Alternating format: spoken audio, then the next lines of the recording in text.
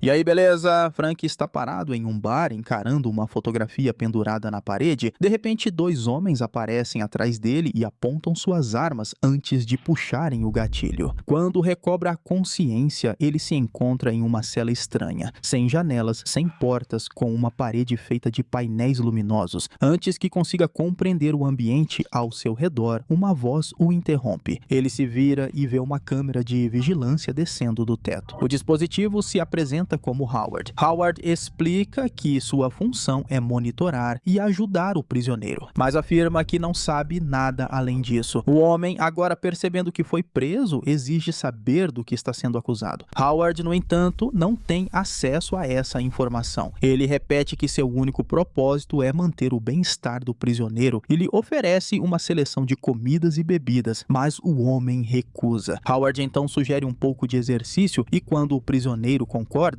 uma esteira ergométrica surge da parede. Frustrado, o homem pergunta quanto tempo ficará ali e a voz responde que ele permanecerá na cela até que seu caso seja processado, embora não tenha ideia de quanto tempo isso levará. O homem exige falar com um operador humano, mas Howard informa que é um sistema totalmente autônomo. Ninguém está no comando. À medida que a frustração aumenta, o prisioneiro tenta diferentes maneiras de obter respostas, mas Howard continua inútil. Em certo momento, o homem entra em transe e é tomado por um flashback. Ele acorda pela manhã, toma banho, digita uma senha no computador e pega um pendrive. Ele se lembra de assistir ao noticiário sobre a prisão de Fletcher May, o líder do sindicato. Depois alimenta seu cachorro, veste o casaco e sai de casa. De volta à cela, o homem implora para que Howard avise alguém que ele foi preso. Seus amigos e familiares não fazem ideia de onde ele está. Mais uma vez, ele pede informações ao robô, mas Howard não entende. Derrotado, o prisioneiro finalmente pede comida e enquanto uma tigela se enche de purê de batatas, ele confessa algo ao robô. Seu cachorro ainda está em casa, trancado no apartamento. Ninguém vai ouvi-lo latir. Se ninguém verificar, o cachorro vai morrer. Howard se recusa a ajudar, pois ele não foi programado para isso, deixando o homem furioso. Algum tempo depois, ele se vê mergulhando de novo naquela mesma lembrança. Depois de sair do apartamento, ele pega o metrô para visitar o pai no hospital. Mais tarde, naquela mesma noite, ele caminha por uma rua escura, movendo-se como alguém que não quer ser visto. Na cela, ele abre os olhos e Howard desce imediatamente do teto. O homem está com sede e pede água pura. O robô atende enchendo um copo. Quando ele estende a mão para pegá-lo, Howard nota uma poça no chão e pergunta o que aconteceu. Frank explica que não recebeu um balde durante a noite. Howard responde que no futuro ele deve pedir esse tipo de necessidade, pois sua cela possui um banheiro. Assim que ele diz isso, uma porta aparece na parede. Frank entra e encontra um vaso sanitário, mas no momento em que entra, a porta se fecha bruscamente atrás dele. Um ruído vem da câmara principal. Quando Howard finalmente o libera, a poça desapareceu. Alguém ou alguma coisa limpou tudo. A memória o puxa de novo. Da rua escura, Frank entra em um café movimentado. Ele conversa com a barista e pede um café. De volta à cela, ele experimenta a comida da prisão, percebendo que é horrível. Howard se oferece para ajustar o sabor, mas Frank não vê sentido. Ele começa a testar o robô com diferentes frases, forçando seus limites, mas acaba aceitando que está falando com uma máquina. O desespero toma conta e ele soca as paredes, gritando para ser libertado. O ciclo continua: raiva, desesperança, outro transe. Frustrado, ele explode contra Howard, exigindo que pare de falar com ele completamente. É inútil de qualquer forma, já que não respondeu a uma única pergunta. Eventualmente, Frank se joga em uma cadeira. Decidindo ao menos aprender mais sobre a máquina, Howard explica de que tipo de hardware é feito. Sarcasticamente, Frank expressa sua alegria ao saber que uma tecnologia tão cara está sendo usada para lhe servir comida. Ele compartilha seus pensamentos com o robô sobre como nem tudo deveria ser automatizado, como algumas coisas não deveriam ser deixadas nas mãos das máquinas, e então a memória retorna. No café, a barista tenta adivinhar seu nome. Depois de preparar sua bebida, ela pergunta se ele gosta das fotografias nas quais estava fixado. Ela mesma as tirou, mas nunca conseguiu transformar a fotografia em uma carreira. Em seguida, ela estende a mão e finalmente acerta seu nome. Frank fica atônito. Ele olha para o crachá dela e e descobre que se chama Gabby. Quando volta a encarar as fotografias, entende tudo. Atrás dele, os dois homens surgiram e a qualquer segundo vão puxar o gatilho. Na cela, Frank se levanta da cama, aproxima-se com cuidado da parede oposta e encara os painéis luminosos. Ele começa a perceber que aquilo é algum tipo de dispositivo que controla suas memórias do dia em que foi preso. Está de volta ao café conversando com Gabby. Ele elogia suas fotos e está completamente confuso com o que está acontecendo. Ela segura sua mão novamente e tenta adivinhar seu nome. Com medo, ele puxa o pulso para longe e pede que ela pare, mas os dois guardas armados surgem atrás dele mais uma vez. De volta à cela, recuperando o fôlego, ele reflete em voz alta que está revendo memórias do mesmo dia repetidamente. Ele pergunta a Howard o que é aquela coisa brilhante na parede, mas Howard não sabe e supõe que seja apenas ventilação. Resignado com a comida sem gosto, Frank decide comer. Howard pergunta por que não deram a ele nenhuma informação adicional e Frank sugere que talvez quem o criou tenha medo de que o robô possa ser hackeado. Ele pergunta se Howard já trabalhou com outros prisioneiros, ao que o robô responde que Frank é sua primeira missão. Após pensar um pouco, Frank supõe que isso talvez não seja verdade. A memória de Howard pode ter sido apagada e reiniciada, o que explicaria por que ele não se lembra de prisioneiros anteriores. Isso significa que o próprio Howard também é prisioneiro das pessoas. Então o computador relembra uma das conversas anteriores e pergunta o que Frank quis dizer quando falou que nem tudo pode ser computadorizado. A princípio, Frank se recusa a falar sobre isso, mas eventualmente se abre sobre seu pai. O homem morreu de uma doença cardíaca. Quando ficou doente, os médicos o colocaram em uma máquina que o manteve vivo por 4 anos. Ele viveu 4 anos além do que deveria. Frank não considera isso um presente do destino, pois seu pai já havia aceitado a morte e estava pronto para partir. Mas a máquina tirou esse direito dele. Ele recebeu uma vida que nem podia ser chamada de vida. Todos ao redor celebraram, mas ninguém pensou no que estava realmente acontecendo.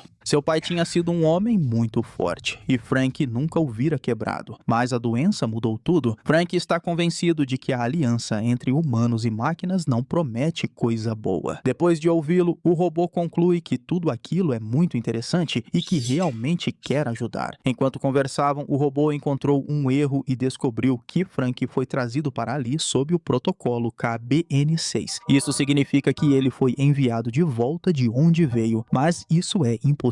Existe uma opção para enviar uma solicitação de reparo a fim de contatar um coordenador, mas essa solicitação será rejeitada se nada estiver quebrado. Com o tempo, Frank se prepara para destruir Howard, mas no último momento o robô o interrompe e o alerta sobre um problema. Como Howard sabe o que Frank está prestes a fazer, ele é obrigado a ativar o sistema de segurança. No entanto, não consegue explicar o que esse sistema faz. Frank então sugere bolar outro plano e pede um café. Enquanto espera que o computador se distraia, Frank desfere um golpe poderoso no robô e imediatamente os sistemas de segurança são acionados. Gás começa a sair das paredes, preenchendo a sala e Frank desmaia inconsciente. Nesse momento, ele vê imagens de si mesmo deitado em uma mesa com a cabeça presa em um torno, enquanto alguém lhe injeta uma substância. Frank acorda novamente no café, onde Gabby o recebe e lhe oferece um café. Ela tenta mais uma vez adivinhar seu nome, mas Frank não reage. Ele quer entender o que está acontecendo e por que está ali outra vez. Após pensar um pouco, ele percebe que não pagou pelo café, o que explica por que aqueles dois homens ainda não apareceram. Ele tenta explicar o que está acontecendo para Gabby, mas ela não entende e pede que ele a ajude a limpar o café. De repente, Frank tem uma ideia. Ele encontra um scanner e pede para Gabby lhe preparar outro café. Assim poderá verificar quais dados o scanner capta. Nervosa, ela concorda e registra a bebida. Ao observar os dados, Frank vê que agora eles contêm informações sobre outra pessoa. Nesse instante, os dois homens o atingem com tiros nas costas. Ao sair do transe, ele diz a Howard que foi trancado ali por engano. O scanner o confundiu com outra pessoa. O robô não acredita, pois não há como um erro assim ter acontecido. Frank se recorda de que houve uma falha no sistema naquela noite, o que provavelmente levou a esse desfecho. O robô sugere que Frank talvez só queira acreditar nisso, criando a fantasia em sua mente. Mas Frank discorda. Ele não pode alterar seu subconsciente, e essa memória veio de lá. Ele pede que Howard não tente mais contatar os operadores. Em vez disso, eles vão tentar descobrir de quem era o número de identificação. No entanto, Frank não consegue lembrar todos os dígitos e cai novamente em transe. O dia começa de novo. Ele acorda, toma banho, assiste ao noticiário, coloca água para o cachorro e depois dirige até o hospital para ver o pai. Em seguida, segue para o bar, mas no caminho nota um brilho estranho, seguido de uma explosão e uma nuvem de fogo. De volta à cela, ele descobre que todos os sistemas estão desligados e as luzes de emergência estão acesas. Ele não sabe o que fazer a seguir. Ninguém responde seus chamados e não há comida e nem água. Depois de um tempo, ele ouve um barulho vindo da parede. Acontece que ele não está sozinho. Na cela ao lado está Fletcher May. Fletcher anuncia com alegria que a aliança foi quebrada. As forças anti-governo destruíram toda a rede, cortando o fornecimento de energia. Ele pagou um preço alto para ver os drones deles caindo do céu. Agora, eles precisam pensar em escapar. Enquanto procuram uma forma de sair das celas, Frank compartilha seus pensamentos com Fletcher. Ele sente que isso não é apenas uma queda de energia, ele ouviu explosões. Se as forças antigoverno realmente quiseram destruir a ASN, provavelmente houve retaliação. Nesse momento, Fletcher começa a forçar uma parte do revestimento da cela e descobre concreto por trás, entrando em pânico. Depois de um tempo, Frank pergunta a Fletcher se já usaram nele um dispositivo de limpeza de memória. Fletcher explica que tentaram, mas não funcionou, e compartilha como enganar o dispositivo. Ele se conecta aos neurotransmissores que formam as memórias e captura um sinal que cria a lembrança, o que leva à informação secreta. A chave não é esconder a informação em si, mas esconder o caminho até ela. Isso pode ser feito substituindo memórias, pensando na infância, por exemplo, e relembrando tudo em detalhes. Depois de algum tempo, Fletcher chama Frank e diz que não consegue mais viver assim. Ele sabe que nunca serão encontrados e se a energia voltar, tudo se repetirá. Ele não quer voltar para um lugar onde realidade e sonhos são indistinguíveis. Com essas palavras, ele desiste. Frank tenta impedir o amigo, mas é tarde demais. De repente, um alarme dispara e gás começa a sair das paredes. Quando Frank abre os olhos, vê que a energia voltou. Lembrando-se de Fletcher, ele corre até a grade onde costumavam se comunicar e o chama, mas ouve apenas silêncio como resposta. Então Howard subitamente volta à vida. Após conversar com ele, Frank percebe que o robô foi reiniciado e não se lembra de nada. Em desespero, ele se senta em uma cadeira e entra em transe. Encontra-se de volta ao bar. Atrás do balcão está Gabby, oferecendo um café, mas ele recusa. Ele só quer sentar e ser deixado em paz. A garota o chama pelo nome e diz que ele pode ficar o tempo que quiser, deixando Frank surpreso. Desta vez, ela não tentou adivinhar seu nome. Gabby responde que eles já se conhecem, então não há necessidade de adivinhar. Ele começa a discutir, dizendo que eles são familiares de seus sonhos passados, mas que ela não se lembrará disso. A conversa dos dois é interrompida por um cliente que pede mais uma xícara de café. Nesse momento, Frank nota um scanner e se esconde atrás do balcão. Ele não quer ser escaneado novamente nem levar outro tiro. A garota fica confusa com suas ações e tenta entender o que está acontecendo. Ele explica que não está realmente ali e que ela não existe. Ele está atualmente em uma instalação governamental, onde estão usando um neuroscanner para extrair suas memórias. Estão tentando encontrar provas de um crime que ele não cometeu. Por isso, todos estão em sua mente e por isso já conversaram antes. Muito provavelmente, o scanner da cafeteria apresentou defeito e ele caiu direto em uma armadilha criada por agentes do governo. Depois de contar tudo isso a ela, pede que o deixe em paz outra vez. Gabby sorri e diz que essa é a tentativa mais incomum de conseguir café grátis que já ouviu. Mais tarde, eles se sentam a uma mesa, bebem café e discutem suas memórias. A garota acha que não é o pior dos dias. Ela também pergunta quando ele pretende voltar para o bunker, mas ele não sabe, não tem controle sobre isso e está muito grato por ela permitir que ele fique no café fechado. Vez após vez, ele revive o mesmo dia, levando tiros, tomando café e conversando com Gabby. Howard está preocupado com o estado de Frank, mas ele é incapaz de responder. Mais uma vez, entra em transe, leva